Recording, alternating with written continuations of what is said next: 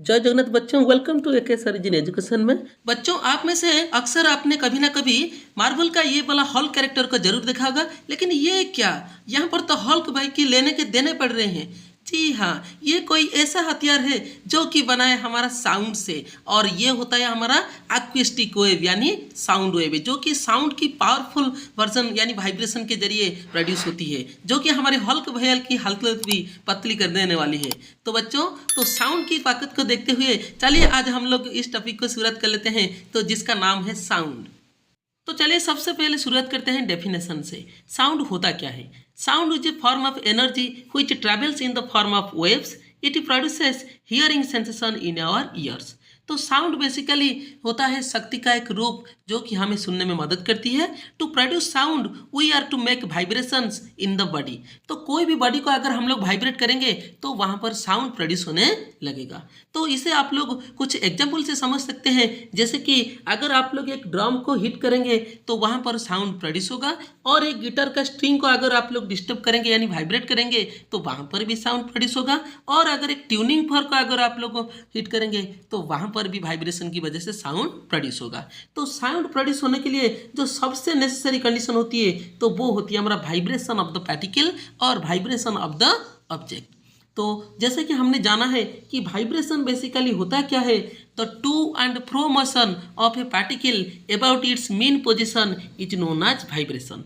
तो एक वस्तु जो अपने मीन पोजीशन से इधर उधर मूव करता है तो उसे ही प्रोड्यूस होती है हमारा वाइब्रेशन। और आप लोग ये याद रखिए कि साउंड जो कि होती है वो हमेशा एनर्जी का एक रूप होता है जो कि ट्रैवल करती है इन द फॉर्म ऑफ वेव। तो चलिए बच्चों आगे बढ़ते हैं। तो साउंड प्रोड्यूस होता है हमारा जो मंदिरों में लगी हुई घंटी के अंदर, तो वहाँ पर भी साउंड प्रोड्यूस होती है इसी वाइब्रेशन की वजह से। या आप लोग एक स्ट्रिंग यानी रबर को अगर खींचकर उसे भी वाइब्रेट करेंगे तो वहाँ पर भी साउंड प्रोड्यूस होगा। या इस बच्चे के द्वारा यहाँ पर जो कारनामा दिखाई जाएगा तो इसके पीछे भी जो होगा तो वो है साउंड, और वो प्रोड्यूस होता है वाइब्रेशन ऑफ दिस ऑब्जेक्ट्स। और ये जो माउथ ऑर्गन है, तो ये जो माउथ का जो म्यूजिकल इंस्ट्रूमेंट है तो इसके अंदर भी वाइब्रेशन की वजह से साउंड प्रोड्यूस होता है। तो चलो जान लेते हैं कि कौन सी म्यूजिकल इंस्ट्रूमेंट में कौन कौन सी वाइब्रेशन की पार्ट की वजह से साउंड प्रोड्यूस होता है।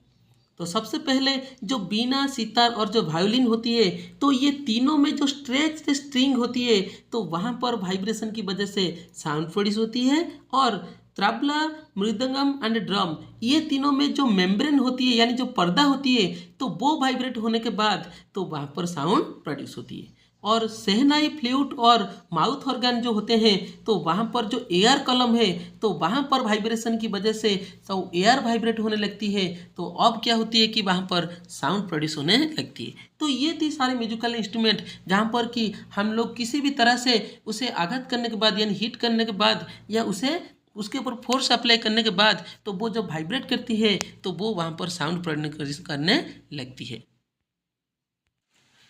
तो इनके पिक्चर को जरा एक बार भी आप लोग देख लीजिए। तो ये सारे वो म्यूजिकल इंस्ट्रूमेंट जहाँ पर कि यहाँ पर साउंड प्रोड्यूस होने का काम होती है। तो ये हमारा हारमोनियम, और ये है हमारा तबला, और ये है हमारा गिटार। तो ये सारी चीज़ों की वजह से जहाँ पर वाइब्रेशन प्रोड्यूस होती है तो यहीं पर ही प्रोड्यूस होती है हमारा ये म्यूजिकल साउंड जो कि हम लोग अपनी डेली लाइफ में सुनते हैं। तो चलिए बच्चों और भी म्यूजिकल इंस्ट्रूमेंट को देख लेते हैं, जैसे कि यहाँ पर एक बेल है, और ये हमारा घटम, और एक है मंजीरा। और ये जो मंजीरा होती है तो इससे भी साउंड प्रोड्यूस होती है। और उसके बाद आती है जल तरंग। तो जल तरंग में क्या होती है कि किसी भी बाउल में पानी को अलग अलग मात्रा में भरने के बाद जब उसे हीट किया जाता है तो हीट करने के बाद तो वो जब आघात पाती है तो वहाँ से प्रोड्यूस होती है हमारा साउंड, और इसे ही हम लोग बोलते हैं जल तरंग। तो आप चाहे तो इसे यूट्यूब में इसकी सुरीली म्यूजिक को आप लोग देख सकते हैं। तो चलिए बच्चों आगे बढ़ते हैं और देखते हैं क्या ये जो साउंड क्या एक जगह से दूसरी जगह को जाती ही नहीं। जैसे कि आप लोगों को पता है sound also gets propagate in the form of wave. तो साउंड एक जगह से दूसरी जगह को प्रोपेगेट करता है यानी मूव करता है। And sound is produced when an object disturb and start vibrating. और तो साउंड तभी प्रोड्यूस होता है जब भी एक ऑब्जेक्ट को हम लोग डिस्टर्ब करते हैं और उसके बाद वो वाइब्रेट करना शुरू कर देता है। और sound get transmitted through matter और the substance are called medium. तो साउंड जिस माध्यम के जरिए यानी जिस पदार्थ के जरिए ट्रैवल करती है यानी प्रोपागेट करती है, तो वो सबको हम लोग बोलते हैं मीडियम। और ये जो मीडियम होती है तो वो होती है हमारा सॉलिड मीडियम, लिक्विड मीडियम और गैस मीडियम। तो जैसे कि आप लोग यहाँ पर चित्र में देख पा रहे होंगे, तो यहाँ पर ये जो दोनों बच्चे में जो एक तो यहाँ पर साउंड प्रोड्यूस कर रहा है अपनी हाथ की मदद से, उसे वाइब्रेट कर रहा है और ये अपनी कानों में उसे सुन पा रहा है। तो ये होती है हमारा the propagation of sound in solid medium. और यहाँ पर ये जो बच्चा यहाँ पर जो पानी के अंदर बेल को हिट करने के बाद वो साउंड को सुन रहा है, तो वो जो साउंड प्रोपागेट करती है तो ये होती है हमारा लिक्विड मीडियम। और यहाँ पर जो कुत्ता एक भौंक रहा है तो उसकी आवाज़ इस एयर के माध्यम से देकर हमारे कानों तक पहुँचती है, तो ये ट्रैवल करती है गैसियस मीडियम में, जो कि बेसिकली क्या होता है कि मिक्सचर ऑफ डिफरेंट गैसेस। और हमेशा याद रखिए बच्चों कि साउंड को हमेशा प्रोपागेट करने के लिए एक मीडियम की ज़रूरत होती है, चाहे वो सॉलिड हो या लिक्विड हो, गैस हो। लेकिन sound does not travel in vacuum, sound कभी भी वैक्यूम में ट्रैवल नहीं कर पाता।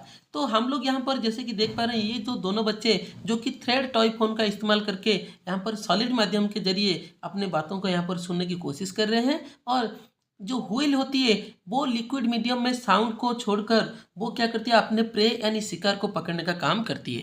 दरअसल ये अपनी साउंड को जब वो आगे छोड़ती है तो वो उस प्रे और शिकार से टकरा कर वो वापस इसके पास आती है, जिससे वो उसे अपनी प्रे यानी शिकार का जगह और लोकेशन का अंदाज़ा हो जाती है। और जब भी कोई आदमी यहाँ पर चिल्लाता है तो वो क्या करती है, एयर के माध्यम से हमारे पास आकर पहुँचती है। लेकिन ये जो तीनों मीडियम को छोड़कर सॉलिड, लिक्विड और गैस को छोड़कर अगर और जो वैक्यूम अगर आ गया तो वहाँ पर साउंड ट्रैवल नहीं कर पाएगा। तो उसके लिए आप लोगों को ये वाली जो एक्सपेरिमेंट है तो आप लोगों को इसे ज़रूर देखना होगा। तो ये जो बेसिकली इंस्ट्रूमेंट है तो ये होता है एक बेल जार यानी इलेक्ट्रिक बेल जार। तो जब हम लोग क्या करते हैं कि इलेक्ट्रिक बेल जार के अंदर ऐसा सिस्टम लगा हुआ होता है कि इसमें अंदर पहले एयर होता है, और जब भी हम लोग स्विच को ऑन करते हैं तो यहाँ पर ये जो इलेक्ट्रिक बेल जार है तो वो क्या करने लगता है कि रिंग करने लगती है, और जो कि हमारे कानों तक आकर पहुँचती है। और बाद में क्या करते हैं, जब इसके अंदर से सारी हवा यानी एयर को हम लोग निकल देते हैं तो यहाँ पर बन जाता है एक वैक्यूम।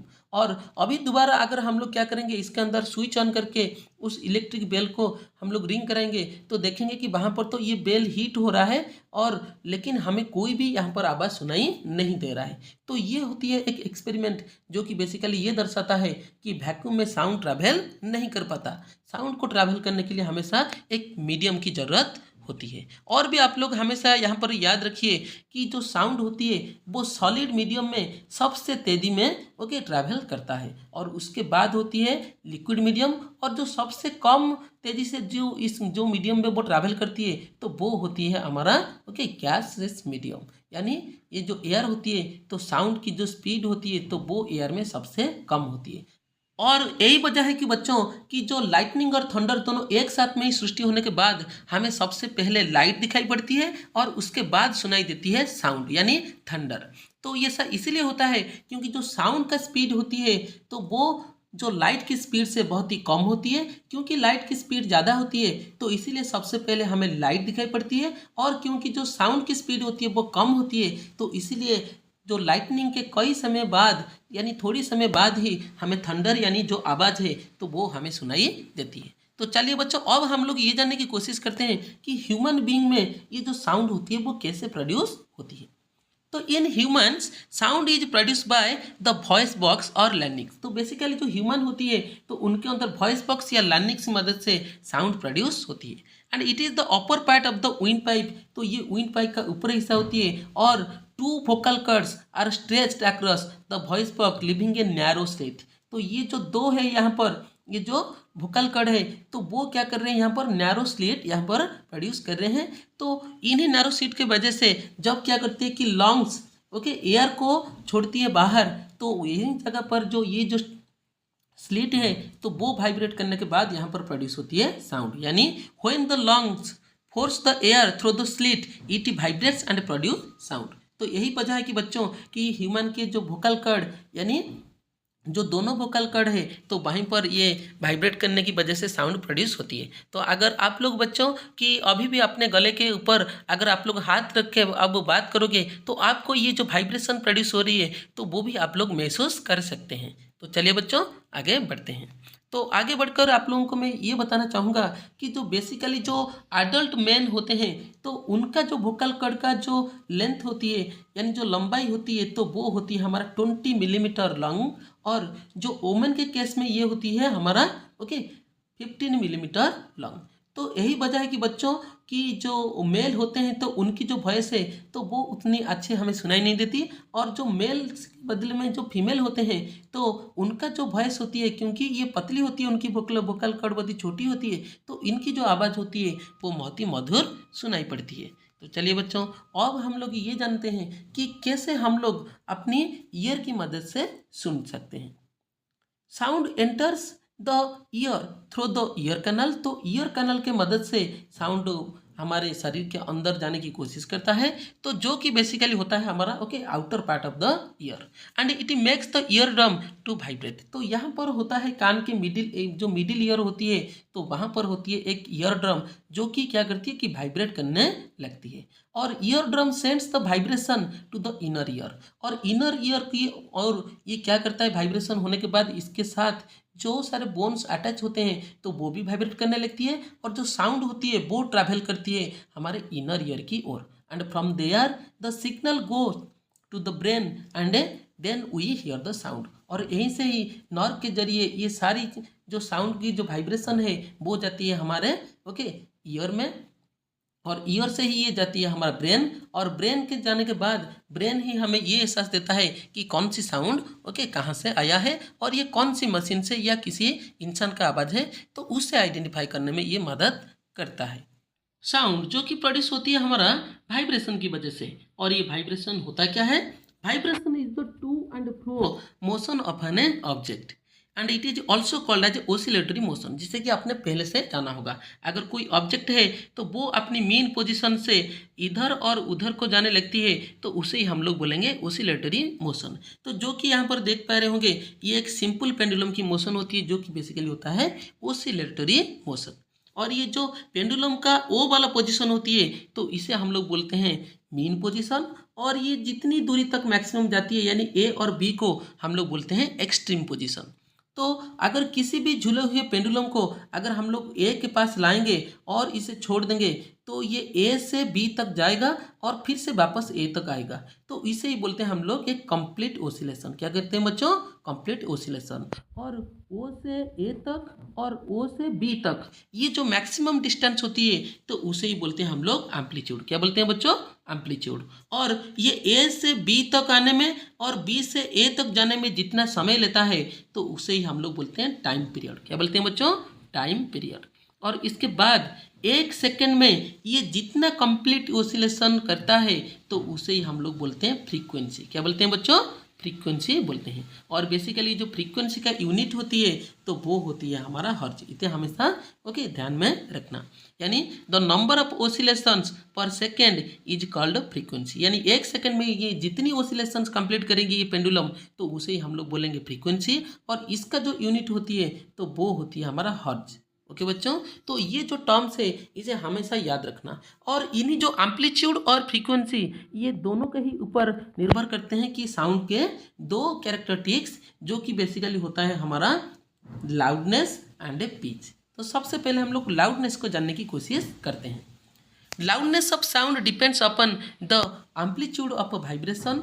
तो ये जो बेसिकली जितना ज़्यादा एम्पलीट्यूड होगा यानी ए का जो पोजीशन है तो वो जितना दूर तक जाएगा तो ये बी का पोजीशन भी उतना दूर तक जाएगा। यानी जितना यहाँ पर एम्पलीट्यूड बढ़ेगा तो यहाँ पर जो लाउडनेस है तो वो ज़्यादा होगा, और एम्पलीट्यूड जितना घटेगा तो यहाँ पर हमारी लाउडनेस उतनी कम होगी। तो जैसे कि आप लोग यहाँ पर देख पा रहे होंगे बच्चे, if the amplitude is less then the sound is feeble, और the amplitude is more the sound is loud. और ये जो लाउडनेस होती है बच्चों हमेशा याद रखना, तो लाउडनेस ऑलवेज क्या होती है कि प्रोपोर्शनल होती है the square of the amplitude of the vibration producing by the sound. तो लाउडनेस ऑफ साउंड जो कि हमेशा डायरेक्टली प्रोपोर्शनल होती है तो amplitude of the square of the sound, इसे हमेशा याद रखना बच्चों। और भी यहाँ पर एक चीज़ याद रखना कि जो लाउडनेस का जो हमारा यूनिट होती है तो वो होती है हमारा डेसिबल। कितनी होती है बच्चों, डेसिबल। तो जो डेसिबल होती है इसके जरिए हम लोग लाउडनेस को मेजर करने का काम करती है। और जो नॉर्मल ह्यूमन बीइंग का ब्रीदिंग होती है तो वो होती है हमारा 10 डेसिबल का लाउडनेस का साउंड। और यहाँ पर जो सॉफ्ट जो विस्पर होती है हमारा, तो ये होती है हमारा 30 डेसिबल का साउंड। और जो नॉर्मल कन्वर्सेशन आप लोग क्लास में कर रहे हैं तो वो होता है हमारा 60 डेसिबल का लाउडनेस का साउंड।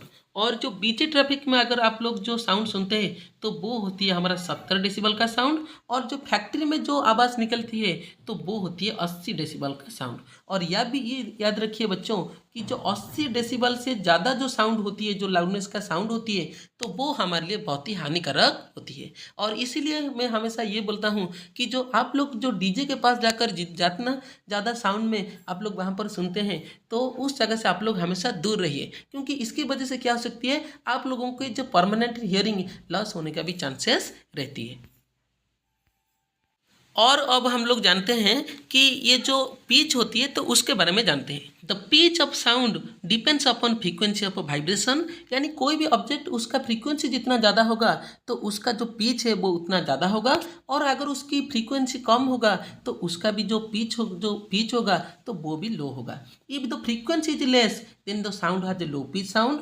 जैसे कि इसका एग्जाम्पल है sound of a drum and an adult person. और if the frequency is more then the sound has high pitch. इसका मतलब द साउंड ऑफ व्हिसिल और the sound of a baby, तो इनका जो साउंड होती है तो वो होती है हमारा हाई पिच साउंड। और ये जो ड्रम होती है तो इनकी द्वारा जो साउंड प्रोड्यूस होती है तो वो होती है हमारा लो पिच वाला साउंड। जैसे कि आप लोग यहाँ पर देख पा रहे होंगे तो ये बच्चा व्हिसिल के द्वारा वो यहाँ पर साउंड प्रोड्यूस कर रहा है, जो कि बेसिकली होता है हमारा जो हाई पिच का साउंड, जिसकी फ्रीक्वेंसी बहुत ही ज़्यादा होती है। और अब इन्हीं फ्रीक्वेंसी की वजह से ही हम लोग क्या कर सकते हैं कि बहुत सारे जो साउंड्स होते हैं उन्हें हम लोग सुन नहीं पाते। जैसे कि बच्चों कुछ ऐसा साउंड होती है जो कि हम ह्यूमन ईयर के जरिए सुन सकते हैं, और भी कुछ जो साउंड होते हैं जो कि हम लोग हमारे ह्यूमन ईयर के द्वारा नहीं सुन सकते।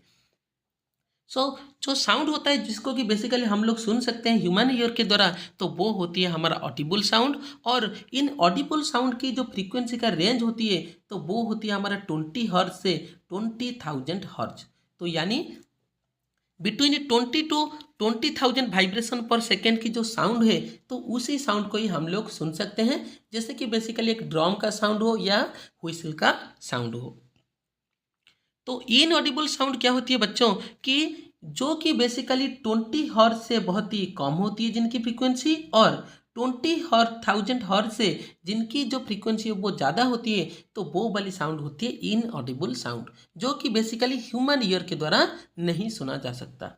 और जो डॉग्स होते हैं तो वो बेसिकली क्या करते हैं कि इन 20,000 हर्ट्ज के साउंड से ज़्यादा फ्रीक्वेंसी वाले साउंड को सुन सकते हैं, और इन 20,000 हर्ट्ज से जो ज़्यादा फ्रीक्वेंसी वाला जो साउंड होती है तो उसे हम लोग बोलते हैं अल्ट्रासोनिक साउंड, जो कि बेसिकली ये डॉग वगैरह इसे सुन सकते हैं। लेकिन कुछ ऐसे भी एनिमल्स हम लोगों को देखने को मिल जाएंगे तो जो कि होते हैं बैट्स, तो वो क्या करते हैं, वो इन अल्ट्रासोनिक साउंड को प्रोड्यूस कर सकते हैं, और इसकी मदद से ही वो अपने प्रे यानी शिकार को पकड़ने का काम भी करते हैं। तो जैसे कि आप लोग यहाँ पर पिक्चर में देख पा रहे होंगे तो ये जो बैट है तो ये क्या करेगा, एक अल्ट्रासोनिक साउंड को यहाँ पर छोड़ेगा। तो अल्ट्रासोनिक साउंड जब क्या करेगा, एक प्रे यानी शिकार के शरीर में टकरा कर वो वापस इसके पास आएगा, तो उसी से ही वो अंदाज़ा लगा लेगा कि वो जो शिकार है उसका साइज कितना है, वो छोटा है या बड़ा है, और वो कितने दूरी में है, जिससे कि वो अपने शिकार को आसानी से पकड़ लेता है। तो इन सब के वजह से तो बहुत सारे चीज़ों की हम लोगों को देखने को मिलता है। तो जैसे कि बच्चों आपने देखा होगा कि बहुत सारे जो साउंड्स होती है जो हमें सुनने में अच्छा नहीं लगता, और भी कुछ साउंड्स होते हैं जो कि बेसिकली हमें सुनने में बहुत अच्छे लगते हैं। और ये जो अनप्लीजेंट साउंड्स होते हैं तो उन्हें बोलते हैं हम लोग नॉइज। क्या बोलते हैं बच्चों, नॉइज, जो कि बेसिकली प्रोड्यूस होती है इरेगुलर वाइब्रेशंस। किसके वजह से प्रोड्यूस होती है बच्चों, इरेगुलर वाइब्रेशंस। जैसे कि क्लासरूम में बैठकर आप लोग गप्पे लड़ाते हैं, और इसके अलावा भी जो बॉस और टॉक के जो हॉर्न्स होते हैं तो उनके द्वारा ये जो साउंड प्रोड्यूस किया जाता है तो वो इरेगुलर वाइब्रेशन की वजह से प्रोड्यूस होती है, तो इसीलिए उसे हम लोग बोलते हैं नॉइज, जो कि हमें सुनने में उतना अच्छा नहीं लगता। लेकिन कुछ साउंड्स होते हैं जो कि हमारे कान को सुनने के लिए अच्छा लगते हैं और उन्हें ही हम लोग बोलते हैं म्यूजिकल साउंड, जो कि बेसिकली प्रोड्यूस होती है रेगुलर वाइब्रेशन की वजह से। किसकी वजह से बच्चों? रेगुलर वाइब्रेशन की वजह से। जैसे कि sound produce by musical instrument and the song singing by a person. सारे पर्सन नहीं बच्चों, तो कुछ के लोग होते हैं जिनके की जो वॉइस है हमें सुनने में अच्छा लगता है। तो इसके बाद ये जो नॉइज होती है तो वो क्या करती है, ह्यूमन के लिए बहुत ही, और जो जीव जंतु होती है तो उनके लिए बहुत ही हानिकारक होती है। तो द प्रेजेंस ऑफ एक्सेसिव और unwanted sound in our environment is known as a noise pollution. तो इस नॉइज की वजह से जो पॉल्यूशन होती है तो उसे ही बच्चों हम लोग बोलते हैं नॉइज पॉल्यूशन। तो नॉइज पॉल्यूशन का कारण सबसे पहले हम लोग जान लेते हैं। Noise pollution is caused by the sound of vehicle explosion including burst of crackers और मशीन्स एंड साउंड्स। तो इन सब के द्वारा जो साउंड प्रोड्यूस की जाती है तो उससे क्या होती है कि नॉइज पोल्यूशन होती है। और हमारे घरों में टेलीविज़न, रेडियो और म्यूजिक सिस्टम के जो हाई वॉल्यूम और जो किचन अप्लायंसेस की जो आवाज़, जैसे कि ग्राइंडर और जो एयर कंडीशनर होती है तो उनके द्वारा प्रोड्यूस की गई जो साउंड होती है तो वो भी बेसिकली नॉइज पोल्यूशन का कारण बनती है। और इसके ऊपर भी जो ह्यूमन होते हैं जो और जो एनिमल वर्ल्ड होते हैं या जो पेड़ भी होते हैं तो उनके ऊपर भी ये सारा खराब प्रभाव पड़ता है। Noise pollution causes several health related problems like lack of sleep और हाइपरटेंशन, ब्लड प्रेशर और एनेक्सिटी। तो ऐसे बहुत सारे ये जो होते हैं हेल्थ इश्यूज हम लोगों को दिखाई पड़ती है। और अगर एक पर्सन क्या होता है कि अगर एक्सपोज हो जाता है एक लाउड साउंड में, यानी ज़्यादा जो लाउडनेस वाली अगर ध्वनि वो सुन लेता है तो उससे क्या होती है, उससे परमानेंट या टेम्परेरी हियरिंग लॉस होने का भी चांस रहती है। तो इसीलिए बच्चों मैं ये बोलता हूँ कि कभी भी आप लोग डीजे के पास जाओ तो वहाँ से दूर रहना, क्योंकि अगर कोई भी जो साउंड प्रोड्यूस हो रहा है डीजे के द्वारा अगर वो आपकी बॉडी की वाइब्रेशन के साथ मैच कर जाती है तो वहाँ पर क्या होगा कि आपकी हालत को बहुत ही पतली हो सकती है, क्योंकि उस वाइब्रेशन अगर आपकी जो फेफड़ों के साथ अगर मैच कर जाए तो आपकी भी फेफड़े का फाफड़ा भी बन सकता है। तो जिसे कि आप में एक शॉर्ट वीडियो में कैसे बनता है मैं अपलोड कर दूंगा। अगर आपको ये शॉर्ट वीडियो चाहिए तो आप लोग कमेंट में लिख सकते हैं। और इसके बाद जो आखिरी वाला आती है कि measure to limit the noise pollution, यानी नॉइज पोल्यूशन का हम लोग कैसे घटा सकते हैं। तो noise pollution can be reduced by using silencers. तो बेसिकली आपने देखा होगा अपनी जो मोटर बाइकिल या जो स्कूटी वगैरह होगा तो उनके अंदर जो साइलेंसर लगा हुआ होता है जो कि एग्जॉस्टर के पास लगा हुआ होता है, जिससे कि इंजन का जो साउंड होती है वो बहुत ही कम हो जाती है। इसके अलावा जो घर में जो अप्लायंसेस जो टीवी, रेडियो, हम लोग म्यूजिक सिस्टम भी इस्तेमाल करते हैं तो उनका वॉल्यूम हम लोग लो वॉल्यूम में रखेंगे तो भी नॉइज पोल्यूशन को हम लोग घटा सकते हैं। और इसके अलावा रोड साइड में ट्री लगाने में और बिल्डिंग के जो साइड में अगर क्या करेंगे हम लोग कि ट्री लगाने में तो वहाँ पर भी नॉइज पोल्यूशन भी घट सकता है। तो ये थी बच्चों साउंड के टॉपिक के बारे में, जिसके बारे में कि आप लोग क्लास 9th में और भी ज़्यादा पढ़ने वाले हैं। और जो साउंड के डिफरेंट एप्लीकेशंस होते हैं तो उसके बारे में भी पूरी तरह से डिटेल में स्टडी करने वाले हैं, जिसमें कि आप लोग समंदर की जो कितनी गहराई है तो उसे भी नापने का काम इस साउंड की मदद से करने वाले हैं। और आपने तो अपने हॉल के भाई की भी पिटाई देखा जो कि साउंड के एक अलग एप्लीकेशन को भी वहाँ पर दर्शाता है। उम्मीद है वीडियो आपको अच्छी लगी होगी और आप लोग अपने चैनल के साथ जुड़े रह सकते हैं और पता है आप लोगों को इसके लिए क्या करना होगा। तो मिलते हैं नेक्स्ट वीडियो में बच्चों, तो तब तक के लिए अपना ख्याल रखिए। जय जगन्नाथ।